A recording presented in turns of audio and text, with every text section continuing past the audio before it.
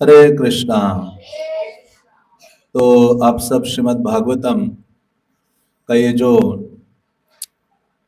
असुर हिरण्यक्ष का वध भगवान वराह रूप में प्रकट होते हैं और पृथ्वी को फिर से स्थापित करते हैं, तो इस सभी लीला प्रसंगों को सुना है। और ये अंतिम श्लोकों में सूत गोस्वामी भगवान की दिव्य महिमा की जो विशेषता है उसका वर्णन करते हैं। और उसका वर्णन करते हुए कहते हैं कि वास्तव में ये जो भगवत कथा है, भगवान की ये जो दिव्य लीला चर्चा है, वही केवल दिव्य आनंद प्रदान करने का एक में परम साधन है। इसलिए वो कहते हैं सूत गोस्वामी कि जो विदुर है उन्होंने मैत्रेय मुनि से भगवान की इस भगवत कथा का श्रवण किया और श्रवण करने मात्र से उन्होंने आध्यात्मिक जो आनंद है, साधारण आनंद नहीं, परम लेभे महाभागवतो द्विजा, परम आनंद की उन्होंने अनुभूति की। तो इस प्रकार से श्रील प्रभुपाद जी तात्पर्य में कई सारी बातों को वर्णित करते हैं। श्रील प्रभुपाद कहते हैं कि जो भगवत कथा है वो हमें प्रामाणिक स्रोत से सुननी चाहिए, और प्रामाणिक स्रोत से भगवान की लीला कथा का श्रवण करते हैं, तभी हमारा जो भगवान के प्रति सुप्त प्रेम है वो जागृत होता है, और भगवान के प्रति सेवा करने की जो भावना है हमारे हृदय में उदित होती है। इसलिए प्रभुपाद के हजारों तात्पर्यों में इस बात को श्रील प्रभुपाद ने कई बार उद्धृत किया है। केवल श्रीमद् भागवत ही नहीं बल्कि भगवत गीता, चैतन्य चरितामृत आदि ग्रंथों में श्रील प्रभुपाद ने इस बात को स्थापित किया है कि हमें केवल अधिकृत स्रोत से ही भगवत कथा का श्रवण करना चाहिए। बल्कि आज के समय में हम देखेंगे कि भागवत को एक व्यवसाय बनाया है, और उस भागवत कथा को व्यवसाय बनाकर उसका सहारा लेकर अपनी जो उपजीविका है उसका निर्वाहन लोग कर रहे हैं। तो श्रील प्रभुपाद जी जैसे ही भागवत सप्ताह का नाम सुनते थे उनको अलग ही प्रकार का गुस्सा आ जाता था। प्रभुपाद कहते भागवत केवल 7 दिनों के लिए नहीं है, भागवत तो नित्यम भागवत सेवया। तो ऐसा श्रीमद् भागवतम या जो भगवत कथा है वो कभी कभी के लिए नहीं है। भगवत कथा का जो श्रवण है वह नित्य रूप के लिए है। तो इसी कारण से ऐसी जो भगवत कथा है हमें उन व्यक्तियों के द्वारा श्रवण नहीं करनी चाहिए जो परंपरा में नहीं है, या अधिकृत परंपरा में नहीं है, या अधिकृत परंपरा में जिसने भगवत कथा को सीखा नहीं या सुना नहीं है, उसके द्वारा भगवत चर्चा का श्रवण नहीं करना चाहिए। इसलिए श्रील प्रभुपाद जी इस बात पर जोर देते थे। प्रभुपाद जी कहा करते थे कि मेरी कोई योग्यता नहीं है। कई बार प्रभुपाद की प्रशंसा करते थे कि प्रभुपाद जी आपने ऐसा कार्य किया है न भूतो न भविष्यति, कि आज तक किसी व्यक्ति ने ऐसा कार्य नहीं किया है जो आपने किया है। और क्या कार्य किया है कि सारे जगत में ये जो भगवत चर्चा है या भगवान नाम भगवत कथा है उसको ले जाकर विविध प्रकार के जीवों को भक्त बनाया है। तो जब प्रभुपाद की प्रशंसा करते थे तो प्रभुपाद कहते थे मेरी कोई योग्यता नहीं है, ये किसके कारण संभव हुआ है? मेरे आध्यात्मिक गुरु के कारण संभव हुआ है। तो इसलिए जो शिष्य है सदैव अपने आध्यात्मिक गुरु की जो कृपा है वो अपने जीवन में देखता है, और जब आध्यात्मिक गुरु की कृपा को देखता है, आध्यात्मिक गुरु की कृपा का अनुभव करता है, तो वो भक्तिमय या सेवा के कार्य में बल प्राप्त करता है। इसी कारण से कहते हैं कि जो भक्त होता है वो कभी अकेला नहीं होता। एक बार श्रील प्रभुपाद जी ने वृंदावन में श्रील गौर गोविंद महाराज को संन्यास दीक्षा प्रदान की, और संन्यास दीक्षा प्रदान करके उनको कहा कि आप अभी भुवनेश्वर चले जाओ प्रचार करने के लिए। तो उन्होंने कहा प्रभुपाद जी मैं तो अकेला हूं, मैं अकेला क्या करूं जाकर। प्रभुपाद ने कहा वैष्णव कभी अकेला नहीं होता है। तो गौर गोविंद महाराज कहते प्रभुपाद जी मैं वैष्णव नहीं हूं, आप वैष्णव हो। तो इस प्रकार का मनोभाव उनका था, विनम्रता का, और वास्तव में गौड़िया वैष्णवों का अलंकारण क्या है? विनम्रता है। उत्तम हया अपना के माने अधम, ये हमारे परंपरा के हर आचार्य का विशेष ये अलंकार है, जिसके द्वारा वो सौंदर्यमान बनते हैं। नरोत्तम दास ठाकुर कहते हैं, मौसम पतित प्रभु ना पाई बेयार। और श्रील प्रभुपाद जी भी उसी बात को दोहराते हैं। श्रील प्रभुपाद जी पाश्चात्य जगत में जब गए, आज विशेष दिन भी है कि जो इस्कॉन आंदोलन है उसकी प्रभुपाद ने 13 जुलाई 1966 में न्यूयॉर्क में लीगली वहां ये जो आंदोलन है इस्कॉन या इंटरनेशनल कृष्णा कॉन्शियसनेस के रूप में आज के दिन स्थापित किया था। और जब स्थापित किया था तो उनके पास कोई बहुत लोग नहीं थे, 10-12 लोगों का एक छोटा सा समुदाय बनाकर प्रभुपाद ने नामकरण क्या किया था? International society for Krishna consciousness. मतलब अंतरराष्ट्रीय इतना बड़ा सपना देखा था, इतना बड़ा नामकरण किया था। बल्कि कोई साधारण व्यक्ति देखेगा तो वो कहेगा कि अरे ये कैसे संभव है, स्वामी जी अंतरराष्ट्रीय नाम क्यों आप दे रहे हैं? हाँ, लेकिन प्रभुपाद जी जानते थे।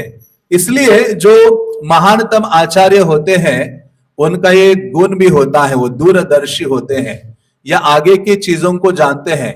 इसलिए कहते हैं कि श्रील प्रभुपाद जी इस आंदोलन की स्थापना के पूर्व कई स्थानों में अकेले भ्रमण करते थे। और ऐसे भ्रमण करते करते एक गार्डन में बैठे थे तो उस समय एक व्यक्ति उनके पास आया और प्रभुपाद जी से बात करने लगा। तो उन्होंने कहा, स्वामी जी आप अकेले ये कीर्तन आदि करते हो? उन्होंने कहा, मैं अकेला नहीं हूं, मैं देख रहा हूं कि हजारों हजारों भक्त हैं और वो हजारों हजारों ग्रंथों का वितरण हो रहा है। कितनी मात्रा में मंदिर है पूरे विश्व में। तो इस प्रकार से श्रील प्रभुपाद जी उस गार्डन में बैठकर उस व्यक्ति को कह रहे थे। और उस समय तो कोई इस्कॉन की स्थापना भी नहीं हुई थी। लेकिन प्रभुपाद कहते हैं बस ये जो समय है वो थोड़ी सी दूरी बनाए हुआ है।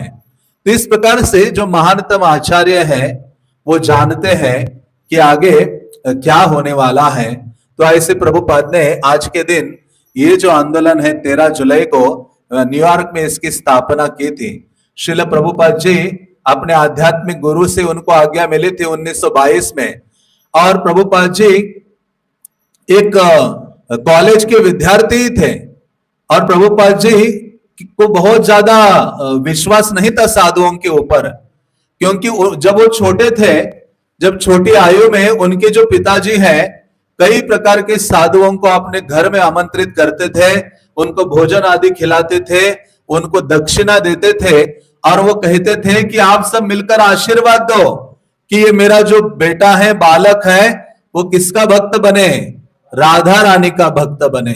बल्कि उनके जो पिता है वो चाहते थे मेरा पुत्र राधा रानी का भक्त बने, लेकिन उनकी माता क्या चाहते थे कि वो लंदन चला जाए और वह बैरिस्टर बने।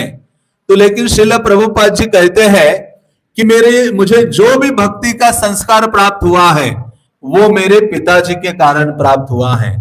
प्रभुपाद कहते हैं कि मैं बहुत छोटा था और जब हम सोकर उठते थे तो कैसे उठते थे? हमसे पूर्व मेरे पिताजी उठ जाते थे और घर में जो राधा कृष्ण के विग्रह थे उनकी मेरे पिताजी सेवा करते थे, घंटी बजाकर आरती करते थे। और जब आरती करते समय आवाज होती थी घंटी की तो मैं और मेरी जो बहन है हम दोनों तुरंत उठते थे और आंखें खोलकर देखते थे कि हमारे पिताजी राधा कृष्ण की सेवा कर रहे हैं। तो सर्वप्रथम राधा कृष्ण का दर्शन करते थे। तो इसलिए कृष्णा बुक को श्रील प्रभुपाद जी ने समर्पित किया है अपने पिता को, कि मेरे पिता के द्वारा बाल्यकाल से मुझे भगवत भक्ति का संस्कार प्राप्त हुआ है और आगे चलकर वही मेरे जो आध्यात्मिक पिता मुझे प्राप्त हुए। तो लेकिन उनके जो पिता थे प्रभुपाद के, वो सभी प्रकार के साधुओं को बुलाते थे। कोई गांजा पीता था तो कोई बीड़ी पीता था तो कोई नशा करता था, जो भी साधु है आकर उनको भोजन खिलाते थे। तो प्रभुपाद जी जब कॉलेज में गए और वहां उनका जो मित्र था नरेंद्र, उन्होंने कहा देखो चलो आज एक साधु आए हैं, वो अंग्रेजी में प्रवचन देने वाले हैं, आज हम जाकर उनसे सुनते हैं, बहुत विद्वान है, बहुत महानतम है। तो उनके मित्र ने प्रभुपाद का हाथ पकड़ा और उनको खींच के ले जा रहे थे। प्रभुपाद जी कहते नहीं, मैं तो साधुओं को बचपन से जानता हूं, हाँ वो ऐसे ही होते हैं, सब एक समान होते हैं। लेकिन फिर भी उनके मित्र ने उनको घसीटते हुए मानो ले गए, और वहां ले गए तो वहां कौन बैठे थे? भक्ति सिद्धांत सरस्वती ठाकुर। और वो भी कोई साधारण गुरु नहीं थे, उनको लायन गुरु कहा जाता है, सिंह गुरु कहा जाता है। ऐसा कहते हैं भक्ति सिद्धांत सरस्वती जब चला करते थे तो जो मायावादी है, पाखंडी है, वो अपना रास्ता बदल के दूसरे साइड से चलते थे कि सामने से कौन आ रहे हैं? भक्ति सिद्धांत सरस्वती आ रहे हैं। इतना डरते थे। और भक्ति सिद्धांत सरस्वती तो चलते बोलते इंसाइक्लोपीडिया थे, एक किताब एक ही बार पढ़ते थे और हमेशा के लिए उनको स्मरण रहता था। भक्ति सिद्धांत कहते थे मैं ग्रंथ को ही नहीं पढ़ता, उसके ऑथर को भी पढ़ लेता हूं, ऐसा वो कहा करते थे। और एक बार एक कोई किताब पढ़ने के उपरांत 15-20 साल के बाद भी उनको पूछो कौन से पेज में कौन सी चीज लिखी है, तो भी भक्ति सिद्धांत सरस्वती बोला करते थे, ऐसी उनका बुद्धि था। हाँ, तो ऐसे भक्ति सिद्धांत सरस्वती चैतन्य महाप्रभु के आंदोलन का प्रसार करने के लिए अकेले शुरुआत किए थे। हाँ, सन्यास पहले हमारे संप्रदाय इस आंदोलन में सन्यास नहीं था। भक्ति सिद्धांत सरस्वती ने गौर किशोरदास बाबा जी महाराज के फोटो से सन्यास लिया और प्रचार का कार्य शुरू किया, क्योंकि चैतन्य महाप्रभु, नित्यानंद प्रभु और पूर्ववर्ती आचार्यों की ये इच्छा थी।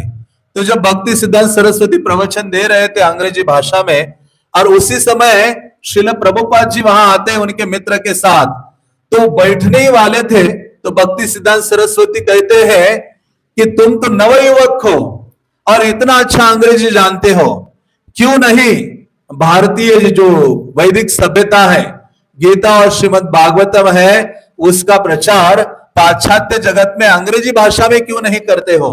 तो श्रील प्रभुपाद ने जब ये वाणी अपने आध्यात्मिक गुरु से सुनी तो उनके हृदय में वो पहुंच गए। उन्होंने कहा, प्रभुपाद जी ने कहा कि मैं तो इनको पहली बार मिल रहा हूं, और कहते हैं पहली ही मुलाकात में मैंने उनको अपने आध्यात्मिक गुरु के रूप में स्वीकार किया, और उनके जो आदेश था, उनका जो आज्ञा था, उसका पालन करने के लिए मेरे हृदय में तत्परता और जो निष्ठा है वो जागृत हो गई। और श्रील प्रभुपाद जी ने पूरा निश्चय किया दृढ़ता के साथ कि अपने जीवन का एकमेव लक्ष्य बनाया, एकमेव मिशन बनाया। गुरु की जो वाणी है उसको जब हम मिशन बनाते हैं लाइफ का, तो सारी सफलता हमारे पास आती है, सारी योग्यता हमारे पास आती है, यदि हम वो कार्य करते हैं। तो श्रील प्रभुपाद जी ने भक्ति सिद्धांत सरस्वती ठाकुर की वाणी को बहुत गंभीरता से लिया। और भक्ति सिद्धांत सरस्वती जब राधा कुंड में उनको एक बार मिले थे, तब उनको ये बात उन्होंने कही थे कि हे अभय बाबू, आगे चलकर जब तुम्हारे पास धन आएगा तो तुम ग्रंथों का लेखन करो और ग्रंथों का वितरण करो। इस बात को भी श्रील भक्ति सिद्धांत सरस्वती ने श्रील प्रभुपाद जी को कहा था। तो प्रभुपाद जी ने बहुत प्रयास किया। प्रभुपाद जी सोचने लगे कि पहले धन कमाता हूं और बहुत धन आएगा तो उसके द्वारा ग्रंथ छापता हूं और बहुत सारे कार्य करता हूं। लेकिन कृष्ण की कुछ और इच्छा उनके लिए थी। कृष्ण ने कहा, यह धन कमाने का कार्य तुम्हारे लिए नहीं है। प्रभुपाद ने बहुत प्रयास किया और अंततः भगवान ने सब कुछ उनसे छीन लिया। और जब सब कुछ धन आदि, उनका व्यवसाय, फैक्ट्री सब बंद हो गया, तो श्रील प्रभुपाद जी को श्रीमद् भागवतम का श्लोक याद आया, जिसमें भगवान कहते हैं कि मैं जिस व्यक्ति के ऊपर अपनी कृपा करता हूं, हरिष्ये तद धनम क्षणे, उस व्यक्ति की क्या चीज में हरण करता हो? धन को हरण करता हो। तो भगवान की इस बात को जब सोचकर प्रभुपाद जी कहते हैं, मुझे अभी पूर्ण रूप से शरणागत होना होगा। तो प्रभुपाद जी की आयु लगभग 55 या 54 साल थी या 56। उस समय श्रील प्रभुपाद जी ने अपना गृहस्थ जीवन त्याग दिया और गृहस्थ जीवन त्याग कर अकेले निकल पड़े, एक सफर के लिए निकल पड़े। और वो सफर कोई उनके लाभ के लिए नहीं था, केवल इस जगत के बद्ध जीवों के कल्याण के लिए था। इसी कारण से तो भागवतम कहता है, देवताओं से भी अधिक पूजित है, देवताओं से भी अधिक महान है एक वैष्णव का जो स्थान है। भगवान का जो भक्त है वो सभी प्रकार के देवताओं से श्रेष्ठ है। क्यों? क्योंकि देवतागण बड़े स्वार्थी हैं। जब देवताओं की उपासना करो तब जाकर आपकी कामनाओं की पूर्ति करते हैं, आपसे आदान प्रदान करते हैं। लेकिन भगवान के भक्त ऐसे नहीं है। उनका स्वभाव क्या है? मार खाए प्रेम दे, दयालु तो नहीं है। भक्त का स्वभाव है उनको मारे तो भी वो प्रेम देता है, आपको भगवत भक्ति प्रदान करता है। ये भक्त का स्वभाव कभी उससे दूर नहीं होता। महाराष्ट्र में एक संत हुए थे एकनाथ, जो गोदावरी में स्नान करने के लिए गए, तो स्नान करते हुए एक बिच्छू को देखा पानी में डूब रहा है। और जब पानी में डूब रहा है, आप जाओगे बिच्छू को बचाने के लिए? लेकिन संत एकनाथ स्नान करने के लिए गए तो वो ऐसे उसको उठाकर लाकर तट पर डालने का प्रयास कर रहे थे। लेकिन जब भी प्रयास कर रहे थे तो वो काट देता था। तो ऐसे जब होता था तो कई बार, कितनी बार ऐसे हुआ। तो तट पर बैठकर एक व्यक्ति इस चीज को देख रहा था। उन्होंने कहा, अरे आपको वो काट रहा है, फिर भी आप उस पर दया दिखाकर उसको तट पर ला रहे हैं। तो संत एकनाथ कहते हैं कि काटना या ये उसका स्वभाव है, लेकिन मेरा स्वभाव क्या है? दया प्रदान करना, दया दिखाना, करुणा। तो जो वैष्णव होता है वो बहुत दयाद्र होता है, बहुत करुणामय होता है। वो कभी अपने लिए नहीं जीता। इसलिए इस जगत में अधिकतर जो दुखी क्यों है? क्योंकि वो अपने लिए जीते हैं। जितना अधिक अपने स्वार्थ के लिए, अपने भरण पोषण, अपने इंद्रिय सुख के लिए हम जितने हैं जीते हैं, उतना ही हम क्या होते हैं? दुखी होते हैं। लेकिन जब हम शुरू करते हैं परहित के लिए जीना तो अत्यधिक सुख की अनुभूति करते हैं। तो श्रील प्रभुपाद जी ने ये जो आंदोलन शुरू किया है वो अपने लिए नहीं, हम सबके कल्याण के लिए। प्रभुपाद जी आज के दिन इस आंदोलन की स्थापना न्यूयॉर्क में नहीं करते तो हम यहाँ बैठे नहीं होते, हम गीता भागवत का श्रवण नहीं कर पाते, राधा गोविंद देव की सेवा नहीं कर पाते। हमारा जीवन भी एक पशु के जीवन के समान होता, एक सुअर के समान, एक गधे के समान, एक कुत्ते के समान, केवल रोटी पाने के लिए हम भटकते। लेकिन श्रील प्रभुपाद जी ने हमारे जीवन को क्या दिया है? बहुत मूल्यवान बनाया है, बहुत गरिमा युक्त बनाया है। तो ऐसे प्रभुपाद ने बहुत संघर्ष किया है। इसलिए जब प्रभुपाद के संघर्ष को हम देखते हैं, इसके पीछे का, इस्कॉन के पीछे का इतिहास को समझते हैं, तो हमारे हृदय में इस आंदोलन की सेवा करने की भावना और जो निष्ठा है हृदय में स्थापित हो जाती है। प्रभुपाद जी निकल पड़े, अपने घर को छोड़कर प्रयास किया कि मैं प्रचार करूं। क्योंकि प्रभुपाद ने जो 4 सिद्धांत हमें दिए हैं उनमें से एक सिद्धांत क्या है? प्रचार ही सार है। श्रील प्रभुपाद ने इस पर बहुत जोर दिया है। ये आंदोलन जीवित है इस प्रचार के कारण। तो प्रभुपाद जी ने प्रचार करने का प्रयास किया। उन्होंने झांसी में जाकर प्रयास किया, इतना कष्ट उठाया, लेकिन वहां भी असफल रहे। उसके पश्चात दिल्ली में आए और दिल्ली में इतना प्रयास किया। Prabhupada ji back to godhead magazine छापते थे और उसका वितरण दिल्ली के सड़कों में करते थे।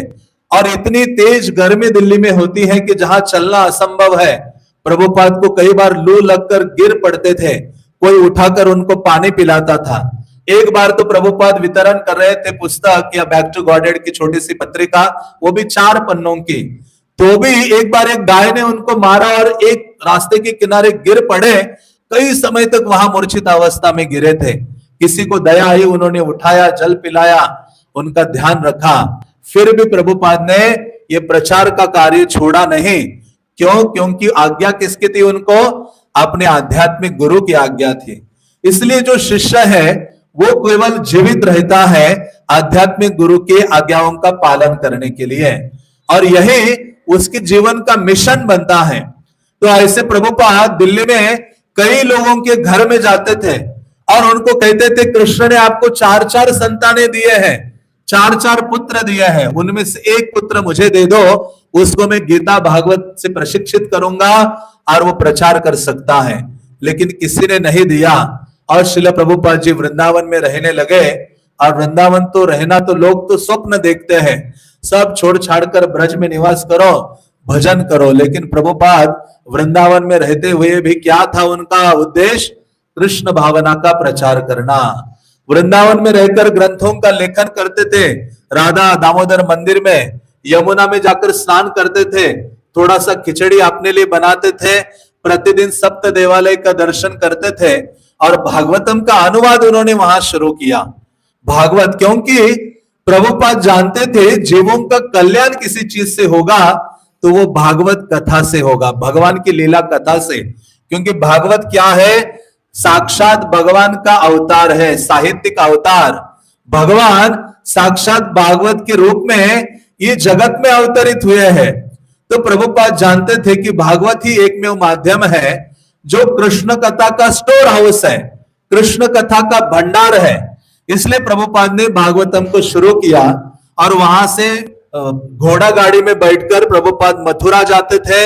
वहां से 3rd क्लास का डिब्बा, आजकल तो ट्रेन में नहीं है वो डिब्बा, उसमें बैठकर दिल्ली जाते थे और वहां जाकर श्रील प्रभुपाद जी बुक ग्रंथों की छपाई के लिए जो पेपर है वो खुद खरीदते थे, लाकर प्रिंटिंग प्रेस में वो पेपर देते थे और फिर उसकी छपाई होती थी। तो कई बार वो जो प्रिंटिंग प्रेस का ओनर था वो कहता था प्रभु स्वामी जी को कि स्वामी जी आपने आज कुछ खाया है? सुबह से दोपहर हुई थी, 12-1 बजे होते थे तो भी प्रभुपाद ने कुछ खाया होता नहीं था, उनके पास उतना धन आदि नहीं होता था। फिर प्रभुपाद जी इतना संघर्ष उठाकर इन ग्रंथों को, विशेष रूप से श्रीमद् भागवतम को छापने के लिए लगे थे और किसी ना किसी प्रकार से प्रभुपाद ने भागवतम का जो प्रथम स्कंद है उसको 3 भागों में छापा और जब तैयार हो गया तो प्रभुपाद सोचे कि अभी कहां जाना चाहिए, मुझे पाश्चात्य जगत जाने के लिए तत्पर होना चाहिए। लेकिन उनके पास धन का अभाव था। लेकिन श्रील प्रभुपाद को पता चलता है कि मुंबई में एक बहुत धार्मिक महिला है सुमति मोरारजी, जिसके जहाज, जल से जाने वाले जहाज अमेरिका जाते हैं। तो श्रील प्रभुपाद जी उनको मिलने के लिए गए और उनके सिक्योरिटी गार्ड ने प्रभुपाद को रोक दिया कि आप अंदर नहीं जा सकते। तो श्रील प्रभुपाद जी उसके ऑफिस के सीढ़ियों में पूरे दिन धूप में बैठे रहे। जब शाम सुबह गए जाकर बैठे थे, वो ऑफिस में जब चली गई थी 10 बजे, तो प्रभुपाद जी वहां पूरे दिन सीढ़ियों में बैठे रहे। और वो गुजराती जो महिला है सुमति मोरारजी, बहुत बड़ी बिजनेसमैन थी वहां मुंबई में। जब वो बाहर आई अपने ऑफिस से संध्या के समय में, श्रील प्रभुपाद को देखा, स्वामी जी आप यहाँ का क्या बैठे हो यहाँ सीढ़ियों में? कहते मैं आपसे मिलना चाहता था। तो उन्होंने कहा क्या बात है, आप कल आइए मैं आपसे मिलूंगी। तो प्रभुपाद जी फिर चले जाते हैं और उस समय प्रभुपाद की धोती में कई छेद थे, फटी हुई धोती प्रभुपाद पहनते थे। लेकिन उद्देश्य क्या था? जीवों का कल्याण करने के लिए मुझे कृष्ण भक्ति का प्रचार प्रसार करना है। क्योंकि इस जगत के जीव तभी सुख का अनुभव कर सकते हैं, अपने जीवन की पूर्णता या सिद्धि तभी प्राप्त कर सकते हैं जब जीव कृष्ण को अपना आराध्य या अपना स्वामी स्वीकार करेगा और स्वयं को उनका सेवक स्वीकार करेगा, तभी जीव पूर्णता को प्राप्त कर सकते हैं। तो प्रभुपाद जी दूसरे दिन पहुंचते हैं और सुमति मोरारजी से मिलते हैं और वो कहती हैं कि प्रभुपाद जी कहते हैं मुझे अमेरिका जाना है, मैंने सुना है आपके बहुत सारे जहाज है। तो वो तुरंत कहती है स्वामी जी आप तो इतने बूढ़े हो गए हो और आपको मरने के लिए जाना है वहां। तो प्रभुपाद जी कहते हैं मैं वहां जाकर मरूंगा तो भी चलेगा, लेकिन मेरी आध्यात्मिक गुरु की आज्ञा है, मुझे वहां जाकर प्रचार प्रसार करना है। उन्होंने कहा वहां कुछ खाने के लिए नहीं है। प्रभुपाद ने कहा मैं आलू उबाल कर खाऊंगा लेकिन प्रचार करूंगा। जो सार्वभौम प्रभु है, उनके प्रवचन आपने सुने हो तो वो कहते हैं प्रभुपाद जी ने रात भर जग जग के भागवतम का अनुवाद किया। इतना कष्ट उठाकर केवल 2 घंटे सोते थे और रात भर प्रभुपाद जी 10 बजे सोकर 12 बजे उठ जाते थे। 12 बजे से सुबह 4:30 बजे तक अनुवाद करते थे ग्रंथों का अंग्रेजी भाषा में और उसके पश्चात भक्तों को मार्गदर्शन प्रचार आदि दिन भर व्यस्त रहते थे। तो वो कहते हैं सर्वम प्रभु कि आज की जो पीढ़ी है, प्रभुपाद ने इतना कष्ट उठाकर ग्रंथों को लिखा, लेकिन आज की जो पीढ़ी है 1 ट्रक पनीर खाकर भी उन ग्रंथों को पढ़ नहीं पा रहे हैं। ऐसी हमारी अवस्था है। तो श्रील प्रभुपाद जी अमेरिका जाते हैं जलदूत जहाज के ऊपर। ये कृष्ण की कितनी अद्भुत व्यवस्था है कि जहाज भी था तो उसका नाम भी क्या था? जलदूत था। जल के द्वारा जाने वाला दूत कृष्ण का। और प्रभुपाद जी मुंबई से फिर वो सुमति मुरार जी ने देखा इनके पास उचित कपड़े भी नहीं है। उन्होंने अपने मैनेजर को कहा इनके लिए थोड़ी धोती खरीदो, कुछ स्वेटर खरीदो, कुछ सामान इनके लिए खरीदो।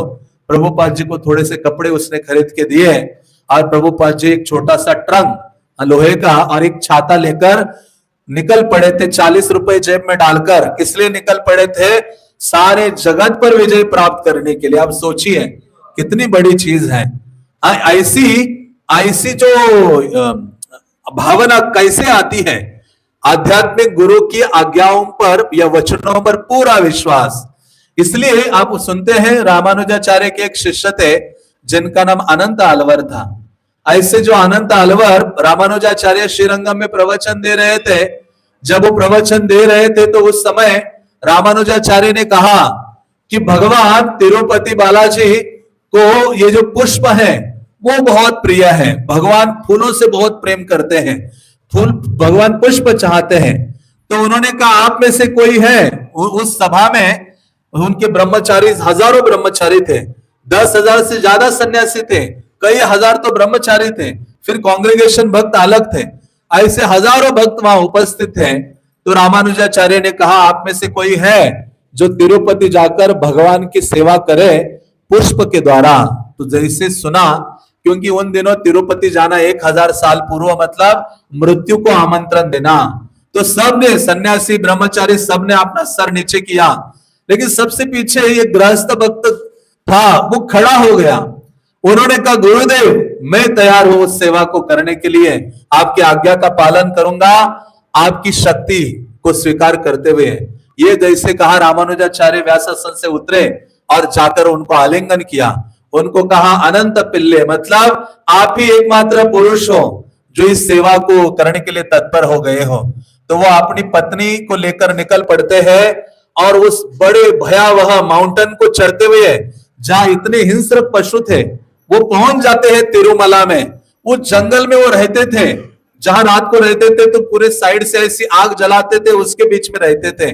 और ऐसी स्थिति में उन्होंने वहां बालाजी के लिए पुष्प उगाना शुरू किया, बालाजी के लिए माला बनाना शुरू किया और वो सेवा करते थे। तो ऐसी अद्भुत जो सेवा उन्होंने की, आज भी उनका गौरव या गान उनका गाया जाता है।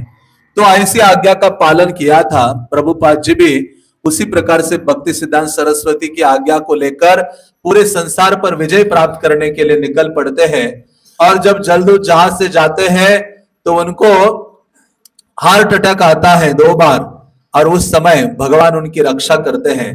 और प्रभुपाद जी स्वप्न में देखते हैं कि ये जो जहाज है उसको सारे जो 10 अवतार हैं, एक साइड से 5 अवतार, दूसरे साइड से 5 अवतार, ऐसे वो जहाज को पकड़कर मानो कहां पहुंचा रहे हैं? बोस्टन बंदरगाह पर पहुंचा दिया।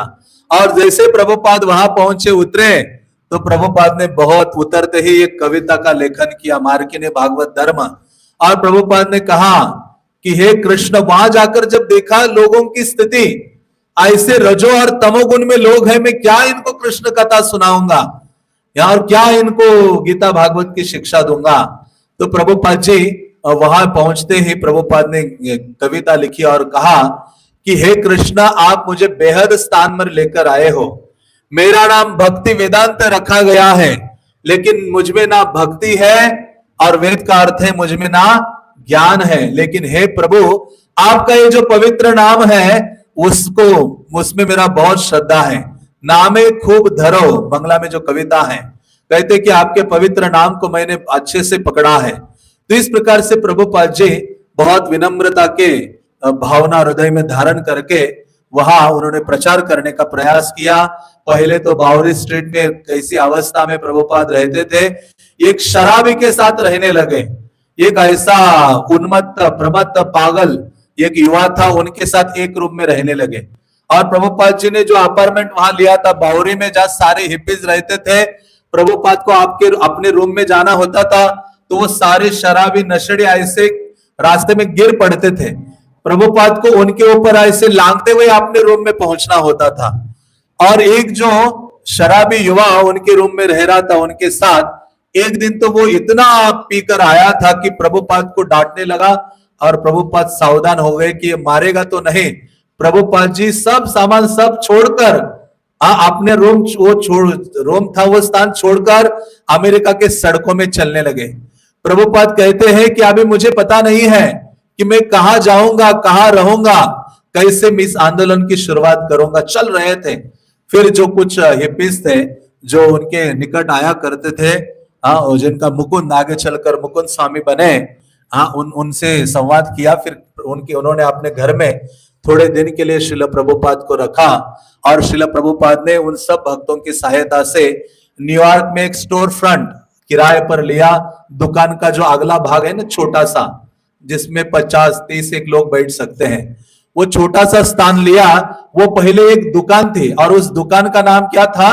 मैचलेस गिफ्ट, एक अनुपम उपहार। मतलब ये कृष्ण की हर स्टेज में कितनी विशेष योजना थी।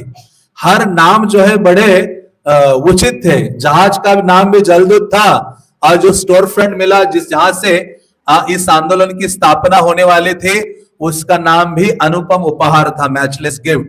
क्योंकि प्रभुपाद कोई साधारण उपहार लेकर नहीं आए थे। ये उपहार कहां से लेकर आए थे प्रभुपाद? गोलोकेरा प्रेम धन हरि नाम संकीर्तन। प्रभुपाद जी जीवों के लिए जो ये भेंट रूप उपहार लाए थे, वो आध्यात्मिक जगत गोलोक वृंदावन का उपहार है। जिस उपहार को चैतन्य महाप्रभु लाए थे, नाम रूपी ये जो प्रेम नाम संकीर्तन है, वो उपहार है। तो प्रभुपाद जी ने ये जो प्रेम नाम संकीर्तन रूपी उपहार सारे जगत को देने की शुरुआत उस स्थान से की। और वहां जब आए तो प्रभुपाद जी वहां से निकट ही चलकर जाया करते थे अकेले, और वहां टॉमकिंसन स्क्वायर जो पार्क है, उस पार्क में बैठकर एक पेड़ के नीचे बैठकर प्रभुपाद जी कीर्तन करते थे, हरे कृष्णा कृष्णा कृष्णा हरे हरे, हरे राम राम राम हरे हरे, हरि नाम का कीर्तन करते थे। वहां कोई मृदंग नहीं था, कोई माइक नहीं था, कोई दोहराने वाला नहीं था, कोई प्रशंसा करने वाला नहीं था। हम सोचते मैं तभी गाऊंगा जब कुछ मुझे देखने वाले होने चाहिए, मेरे पीछे दोहराने वाले होने चाहिए, मेरा प्रशंसा करने वाले होने चाहिए। लेकिन श्रील प्रभुपाद ने केवल कृष्ण के आनंद के लिए, भक्ति सिद्धांत सरस्वती कहते थे, जनता को प्रसन्न करने के लिए कृष्ण का कथा और कृष्ण का कीर्तन नहीं करना चाहिए, हमें जनार्दन की प्रसन्नता के लिए करना चाहिए। ऐसा भक्ति सिद्धांत सरस्वती कहा करते थे। तो प्रभुपाद जी अकेले एक छोटा सा करताल लेकर कोई 10 मिनट के लिए नहीं, 1 घंटे के लिए नहीं, 4-5 घंटे के लिए अकेले वहां बैठकर हरे कृष्ण का कीर्तन गाया करते थे। और फिर आकर खुद के लिए थोड़ा सा कुकिंग करते थे, फिर दूसरे दिन वही दिनचर्या। तो ऐसे धीरे धीरे प्रभुपाद ने यह आंदोलन शुरू किया। 10-12 जो हिप्पीज हैं वो आने लगे, प्रभुपाद जी गीता भागवत का उनको श्रवण कराने लगे, उनको हरि नाम का जप सिखाने लगे। और फिर एक दिन आया, आज का दिन 13 जुलाई 1966, प्रभुपाद ने कहा मुझे ऑफिशियली एक आंदोलन की स्थापना करनी है। यह आंदोलन मूलतः किसने स्थापित किया था? श्री चैतन्य महाप्रभु ने स्थापित किया था। क्योंकि चैतन्य महाप्रभु जब जगन्नाथपुरी के लिए गए तो चैतन्य महाप्रभु को बहुत चिंता थी इस आंदोलन की। इसलिए नित्यानंद प्रभु को एक एकांत में लेकर चैतन्य महाप्रभु ने कहा, देखो मैंने नवद्वीप में यह आंदोलन शुरू किया और मैं वो आंदोलन छोड़कर या संन्यास लेकर यहां आ गया जगन्नाथपुरी, और तुम भी मेरे पीछे आ गए। और वो जो अद्वैत आचार्य है वो योग वशिष्ठ का वशिष्ठ जो ग्रंथ है उसका प्रचार प्रसार करते हैं। तो अभी इस आंदोलन का क्या होगा? इसलिए नित्यानंद प्रभु को कहा कि आप गृहस्थ जीवन में प्रवेश करके आप क्या करो, इस आंदोलन को आगे बढ़ाओ। फिर भी भगवान चैतन्य चिंतित थे। फिर चैतन्य महाप्रभु ने एक भविष्यवाणी की कि आगे चलकर 3 महानतम भक्त प्रकट होने वाले हैं, और जिस आंदोलन की मैंने शुरुआत की है वो आंदोलन आगे चलता हुआ जाएगा। पहले भक्त के बारे में चैतन्य महाप्रभु ने बोला, वो भक्त कौन थे? श्रीनिवास आचार्य। कौन थे? श्रीनिवास आचार्य। श्रीनिवास आचार्य के बारे में बोला कि एक भक्त प्रकट होगा चाकंडी, जिनमें जो आगे चलकर इस ग्रंथों का प्रचार प्रसार करेगा। और दूसरे भक्त का नाम चैतन्य महाप्रभु ने प्रदान किया। जब चैतन्य महाप्रभु राम के लिए गए थे और वहां से उस समय चैतन्य महाप्रभु ने राम के लिए के उपरांत कहा कि आगे चलकर एक भक्त होगा जिसका नाम होगा नरोत्तम दास ठाकुर। और फिर चैतन्य मंगल में चैतन्य महाप्रभु कहते हैं जदि पापी छाड़ी धर्म दूर देश जाए, मोर सेनापति भक्त जाए बे तथाए। जब एक ऐसा भक्त आएगा जो सेनापति भक्त होगा, कमांडर इन चीफ, जो क्या करेगा, कृष्ण भक्ति का प्रचार दूरवर्ती पाश्चात्य जगत में जाकर करेगा, तो वो श्रील प्रभुपाद जी हैं। श्रील प्रभुपाद कोई साधारण आचार्य नहीं है, जिनको स्वयं चैतन्य महाप्रभु ने प्रकट किया है। प्रभुपाद को पूछा एक बार कि प्रभुपाद आप क्यों आए हो, तो उनके जो एक शिष्य ने पूछा कि जगत में आप क्यों आए हो, तो प्रभुपाद ने कहा बस कुछ नहीं, मैं तो कृष्ण ने मुझे कहा जाओ और थोड़ा ग्रंथों का लेखन करो और ये सेवा करो। तो प्रभुपाद कहते हैं कि मैं इस कार्य के लिए आया हूं। तो प्रभुपाद ने देखा कि एक आंदोलन, एक संस्था की आवश्यकता है जिसके माध्यम से प्रचार प्रसार हो सकता है। तो श्रील प्रभुपाद जी ने केवल आज के दिन 3 भक्त थे, 3 सदस्यों के साथ जो लीगल डॉक्यूमेंट है, वो प्रभुपाद ने साइन किया था एक एडवोकेट को पकड़कर, और बस ये आंदोलन शुरू हो गया। और उस समय प्रभुपाद ने जब नाम सोचा कि international society for Krishna consciousness, तो कई लोगों ने कहा, वहां उपस्थित युवाजनों ने, कि अरे ये जो कृष्ण क्यों नाम दे रहे हैं आप, आपको क्या नाम देना चाहिए, गॉड देना चाहिए। प्रभुपाद ने कहा नहीं, गॉड कौन है, कृष्ण है। मैं सारे जगत में ये स्थापित करना चाहता हूं, क्योंकि भागवत कहता है कृष्णस्तु भगवान स्वयं। तो श्रील प्रभुपाद जी ने यह आंदोलन स्थापित किया और फिर श्रील प्रभुपाद रुके नहीं। श्रील प्रभुपाद 1 महीने के पश्चात सैन फ्रांसिस्को गए, वहां 2.5 महीने रहे और वहां भी दूसरा केंद्र स्थापित किया। और वहां श्रील प्रभुपाद जी ने इस आंदोलन में सबसे पहले विग्रह स्थापित किए, और वो विग्रह कौन से थे, जगन्नाथ बलदेव सुभद्रा महारानी के, जगन्नाथ स्वामी के। तो ये पहले विग्रह इस आंदोलन में प्रकट हो गए। और फिर प्रभुपाद रुके नहीं, प्रभुपाद ने पूरे जगत का 14 बार सभी देशों में प्रचार प्रसार किया और 10,000 से अधिक शिष्यों को दीक्षा प्रदान की और 108 मंदिरों की स्थापना की। उनका 108वां मंदिर भुवनेश्वर है, जहां कृष्ण बलराम गौर निताय और जगन्नाथ बलदेव सुभद्रा है। पहला मंदिर भी जगन्नाथ बलदेव सुभद्रा थे और 108वां मंदिर में भी कौन है, जगन्नाथ बलदेव सुभद्रा है। तो ऐसे श्रील प्रभुपाद जी ने यह आंदोलन स्थापित किया और प्रभुपाद जी ने स्थापित किया तो जो 7 उद्देश्य है इस आंदोलन के लिए आप प्रदान किए। संक्षेप में वो उद्देश्य इस प्रकार से थे। प्रभुपाद ने कहा पहला उद्देश्य कि आध्यात्मिक ज्ञान का प्रचार प्रसार करना, और दूसरा कि वो आध्यात्मिक ज्ञान किसके आधार पर होना चाहिए, गीता और भागवत के आधार पर होना चाहिए।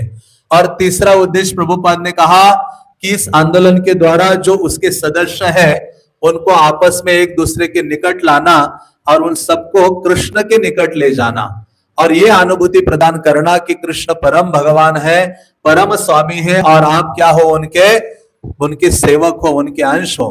और चौथा उद्देश्य प्रभुपाद ने दिया कि चैतन्य महाप्रभु ने जो ये नाम संकीर्तन दिया है, वो जो नाम संकीर्तन है वो हर जीव तक पहुंचना चाहिए। कलो तद हरि कीर्तनात्, क्योंकि कलियुगा का धर्म क्या है, हरि नाम संकीर्तन। तो प्रभुपाद ने ये जो चौथा उद्देश्य है, ये 4 जो पर्पस है, ये जो 7 उद्देश्य है, वो प्रभुपाद ने आज के दिन ही प्रदान किए थे। और फिर प्रभुपाद ने 5वां उद्देश्य दिया कि हमें पवित्र धार्मिक स्थलों की स्थापना करनी है, मंदिरों की स्थापना करनी है, पवित्र धामों की स्थापना करनी है, जिसके द्वारा जो भक्त लोग हैं भगवान के नाम रूप गुण लीला का अध्ययन कर सके और भगवान के प्रति अपना जो प्रेम है, आसक्ति है, वो बढ़ा सकते हैं। और फिर जो 6ठा उद्देश्य प्रभुपाद ने प्रदान किया वो था कि सिंपल लिविंग और हाई थिंकिंग को प्रदान करना, सरल जीवन और प्राकृतिक जीवन को बढ़ावा देना, इस बात को प्रभुपाद ने स्थापित किया। और फिर प्रभुपाद ने 7वां उद्देश्य जो सबसे महत्वपूर्ण है प्रभुपाद ने कहा ये सारे 6 जो उद्देश्य मैंने प्रदान किया है ये तभी पूरे हो सकते हैं जब हम ग्रंथों का प्रकाशन करेंगे और ग्रंथों का वितरण करेंगे। इस पर बहुत बल दिया। प्रभुपाद ने इसलिए कहा कि एक बार प्रभुपाद जी को एक रिपोर्ट ने लंदन में पूछा, स्वामी जी आप जब मर जाओगे तो इस आंदोलन का क्या होगा?